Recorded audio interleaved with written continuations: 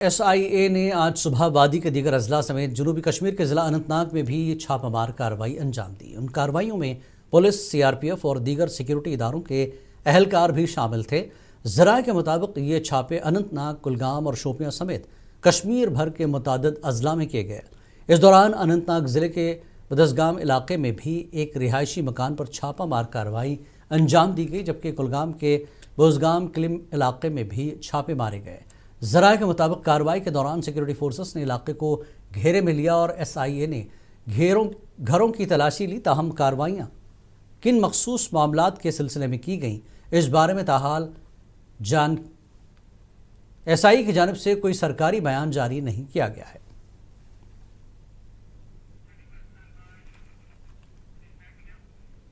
गैर कानूनी सरगर्मियों पर काबू पाने और खित्ते में अमन अमान बरकरार रखने की मुसलसल कोशिशों के तहत हंदवाड़ा पुलिस ने आज हुर्रियत और जमात इस्लामी से वाबस्ता अफराद के रिहायशी मकामात पर छापे मारे। ये कार्रवाई मैदान चौगल के रिहायशी गुलाम हसन खान वल्द हबीबुल्ला खान जो कलादम हुर्रियत से वाबस्ता हैं और वहीपुरा के रिहायशी अब्दुल अहद लोन वल्द अब्दुल अजीज़ लोन जो कलादम जमात इस्लामी से वाबस्ता है के घरों पर अंजाम दी गई।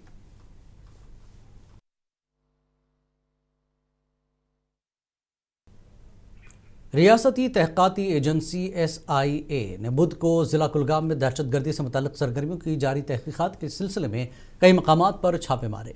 सरकारी ज़राए के मुताबिक SIA की टीमों ने आज अलस सुबह कुलगाम के किलम इलाके में सर्च ऑपरेशन किया। ये छापे मकामी पुलिस और सिक्योरिटी फोर्सेस के ताउन से मारे गए।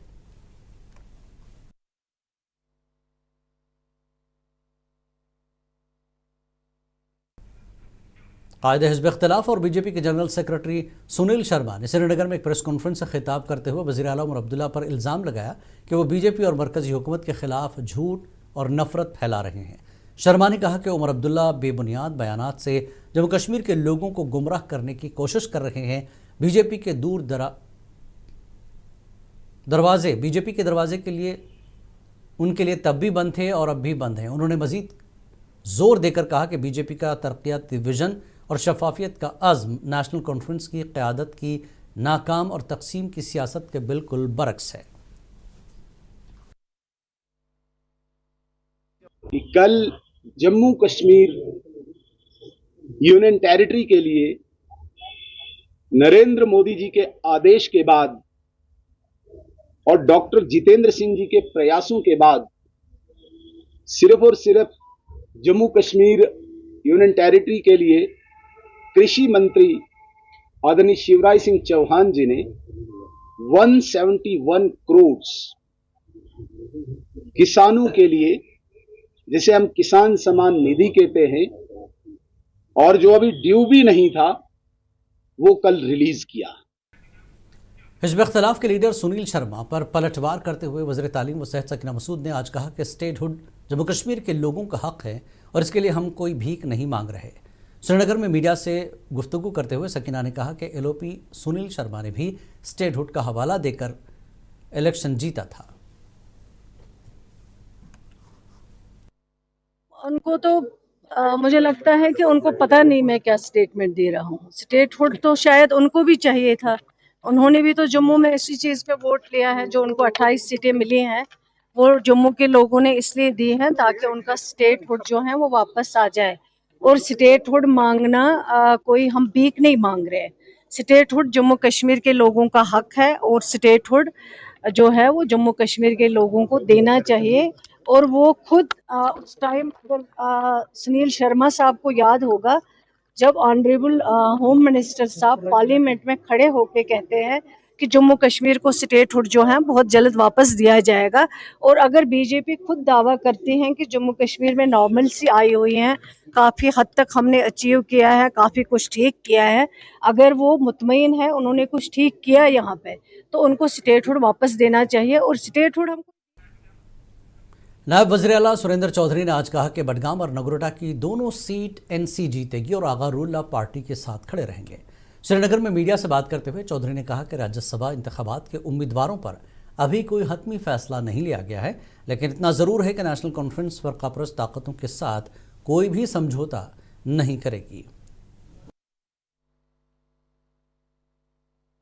और दूसरा जो दो कॉन्स्टिट्यूंसीज हैं उनके अंदर बाई इलेक्शंस हैं, एक बड़गांव में और नगरोटा में।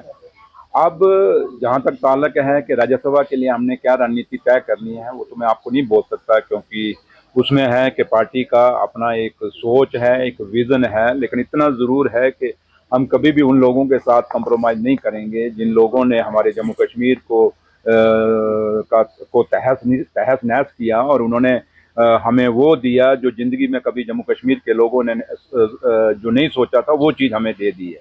तो लिहाजा हमारा जो अपना जो पार्टी का आइडियोलॉजी है, जो विज़न है, जो सोच है शेर कश्मीर शेख महमूदुल्लाह साहब की, आज भी उसी विज़न उसी सोच पे पार्टी स्टैंड करती है और उसके मुताबिक जो भी राज्यसभा का डिसीजन होगा वो हम डिसीजन करेंगे और पार्टी बैठेगी। और इसके लिए अभी क्योंकि क्यासबाजी तो बड़ी हो रही है, हम भी मीडिया में सुनते हैं ये हो गया वो हो गया, बट पार्टी अभी तक बैठी ही नहीं है। पार्टी की लीडरशिप ने कोई डिसीजन लिया ही नहीं है और अभी तक कोई मीटिंग ऐसी हुई ही नहीं, कोई ऑफिशियल मीटिंग जिसपे हम कहें कि हमने डिसाइड कर लिया है कि किस किस को कैंडिडेट बनाएंगे। तो लिहाजा अभी थोड़े दिन आपको वेट करना पड़ेगा इसके लिए। और दूसरा है कि पार्टी की रणनीति जो भी होगी वो जम्मू कश्मीर के लोगों के हित के लिए होगी, जम्मू कश्मीर के लोगों के लिए फ़ायदे के लिए होगी। और हमेशा सबसे बड़ा जम्मू नेशनल कॉन्फ्रेंस का जो एजेंडा था और हमारी जो सोच थी, जो इलेक्शन के टाइम भी लोगों को हमने वादा किया था। पीडीपी की सदर और साबिक वज़ीर आला महबूबा मुफ्ती ने ऐलान किया कि पार्टी अगले असेंबली इजलास में Jammu Kashmir land rights and regularization bill 2025 पेश करेगी। इस बिल का मकसद 30 साल से ज़्यादा अरसे से ज़मीन पर काबिज़ अफराद और इदारों को मिल्कियत के हुकूक देना और बेदखली के ख़तरात ख़त्म करना है। महबूबा मुफ्ती ने गुलमर्ग और दीगर इलाकों में ज़मीन और लीज़ के बहरान पर भी रोशनी डाली।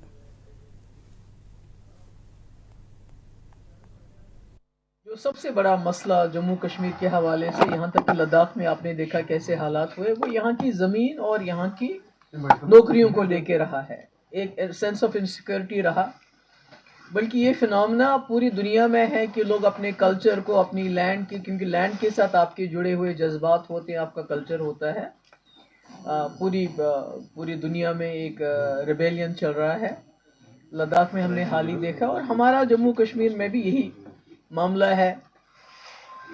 लोग को एक डर है, एक खौफ है कि हमारी ये जो ज़मीन है या हमारी नौकरियां हैं ये महफूज नहीं है, ये हमारे लिए नहीं है। और हमने देखा भी 2019 के बाद यहाँ भी बुलडोज़र चला।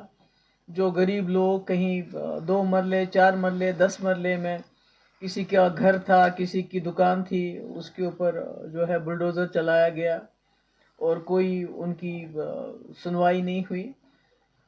तो जिसमें आपने देखा कि जम्मू में खासकर जो शेड्यूल ट्राइब के इलाके, गुजर, पहाड़ी, बटंडी या दूसरे इलाके में बसे थे, या कश्मीर में भी कई जगह, यहाँ तक कि गरीबों ने स्कूल बनाए थे इन घासचराई में या स्टेट लैंड में, तो उनको भी जो है उड़ाया गया।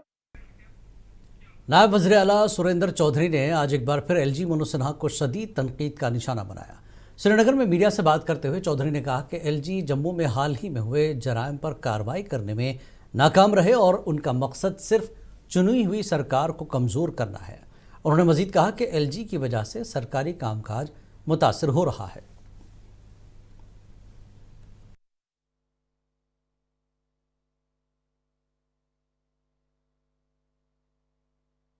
बताएं, जम्मू में एक सैनो कॉलोनी में एक गोली कांड हुआ, आपको पता है?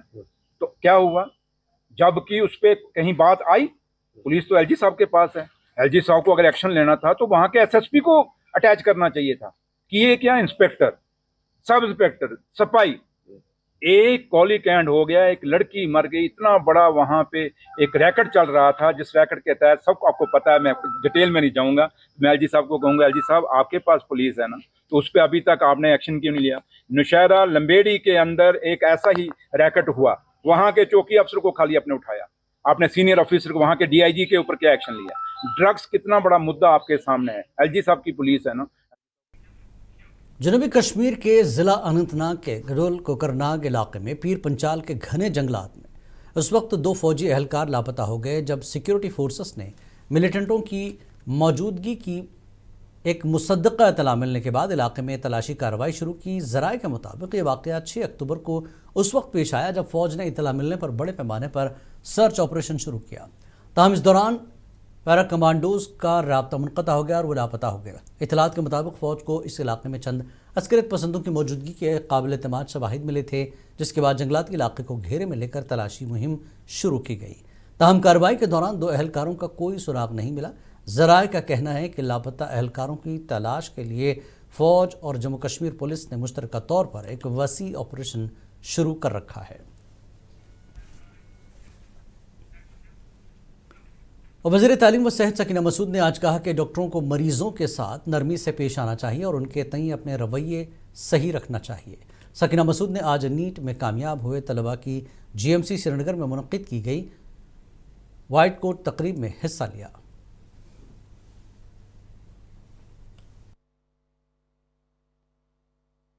सीटों में काफ़ी इजाफा हुआ है, लगभग 190 के करीब। जो यहाँ की यूटी गवर्नमेंट ने एक प्रपोज़ल भेजा था गवर्नमेंट ऑफ इंडिया को, यूनियन मिनिस्ट्री को, और वहाँ से उन्होंने ये प्रपोज़ल अप्रूव किया है। तो सबसे बड़ी अचीवमेंट इस बार ये थी कि पहले इससे कम स्टूडेंट होते थे, और लेकिन आज जो है अभी काफ़ी इनकी तादाद जो है 190 के करीब जो है वो बढ़ा दी गई है। ये वाइट कोट सेरेमनी जो आज यहाँ पे हुई है इस GMC के अंदर, ये एक शुरुआत है इन बच्चों का कि एक्चुअली वाइट कोट पहनने का। आपको रखे बाखबर हमेशा सबसे पहले देखिए मुनसिफ टीवी। सच्चाई की पहचान, लाइक कीजिए, शेयर कीजिए और सब्सक्राइब करना मत भूलिए। स्क्रीन पर दिया गया बेल आइकन दबाइए ताकि कोई खबर आपसे ना छूटे।